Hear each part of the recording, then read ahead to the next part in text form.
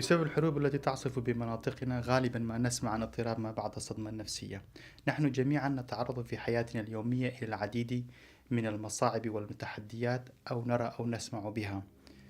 في أغلب الأحيان نستطيع أن نتخطاها ونتأقلم معها بمفردنا أو بدعم من الآخرين من حولنا، إلا أن نسبة قد تصل إلى 10% تعاني من آثار هذه الصدمات عاجلا أم آجلا، وبغض النظر عن جنسهم، ثقافتهم، أعمارهم أو خبرتهم. الصدمة النفسية أن يشعر الإنسان بخوف شديد على حياته أو على حياة الآخرين من حوله، أو الخوف من خطر الإصابات الجسدية أو العاهات المستديمة، أو الخوف من فقدان السيطرة على الأعصاب والتصرفات. أعراض اضطراب ما بعد الصدمة النفسية: الشعور الدائم بتكرار الحادث ومعايشته من جديد، الشعور بالقلق والأرق، مشاكل في النوم، الاستيقاظ المتكرر في حالة من الذعر، الكوابيس أثناء النوم، الشعور الدائم بالتعب والإرهاق، مشاكل وآلام جسدية بدون أسباب عضوية واضحة، مشاكل في الذاكرة وفي التركيز، شعور بعدم الاستقرار النفسي والعاطفي، البرودة في التعامل مع الآخرين وتجنب الاختلاط بهم، الانطوائية. الحزن يكون دائما مرافقا للصدمة النفسية، كذلك الكآبة، الخوف، الذعر، نوبات من الهلع تصل إلى حد الهوس، وعدم الشعور بالأمان. ربما أهم ما يميز اضطراب ما بعد الصدمة النفسية هي الأفكار السلبية، الإحساس بالإحباط وخيبة الأمل، فقدان الثقة بالنفس والآخرين والمستقبل. المشاكل المرافقة لاضطراب ما بعد الصدمة النفسية بسبب هذه الأعراض التي ذكرناها: مشاكل عائلية وأسرية، مشاكل في العمل، تغير في الشخصية، في الطباع والتصرفات.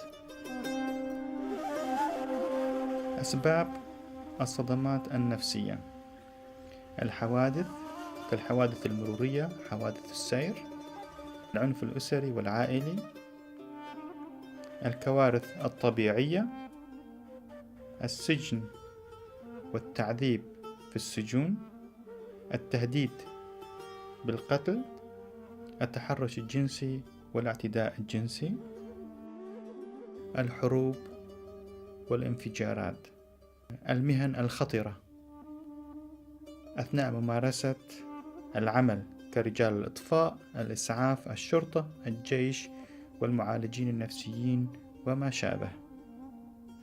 أما بالنسبة للاجئين فإن معاناتهم تكون مضاعفة، فبالإضافة إلى ما عانوه نتيجة الحرب من صدمات ومخاطر السفر واللجوء، فإنهم يعانون من مشاكل في بلد اللجوء، من أهمها حاجز اللغة، الاختلافات الثقافية والدينية، الشعور بالاضطهاد والتمييز العنصري، إضافة إلى الإحساس بالذنب اتجاه الأهل والوطن. في مراحل لاحقة بعد أن يتم الاستقرار ويحصلون على الإقامة، تظهر مشاكل الحنين إلى الوطن والأهل والأصدقاء. عدم إعطاء العناية الصحية الأولوية يساهم أيضا في تأخر العلاج وتأخر الاندماج في الحياة اليومية، مما يؤدي إلى الابتعاد عن المجتمع والتفاعل معه، وفقدان الحافز والرغبة في تحسين ظروف الحياة. العلاج يكون في أغلب الأحيان العلاج اللادوائي، والذي يهدف إلى مساعدة المريض من التخلص من آثار الصدمات النفسية وإعادة ثقته بنفسه وبالآخرين من حوله، الأمر الذي يتطلب إلى تضافر الجهود من المريض ومن المعالج، ويعود بالمنفعة على المريض وعلى المجتمع من حوله. أما العلاج فيهدف إلى مساعدة المريض على التخلص من آثار الصدمات النفسية وإعادة ثقته بنفسه وبالآخرين والاستمتاع بالحياة من جديد. في أغلب الأحيان يكون العلاج لا دوائيا، وأحيانا يتطلب إلى إضافة بعض الأدوية.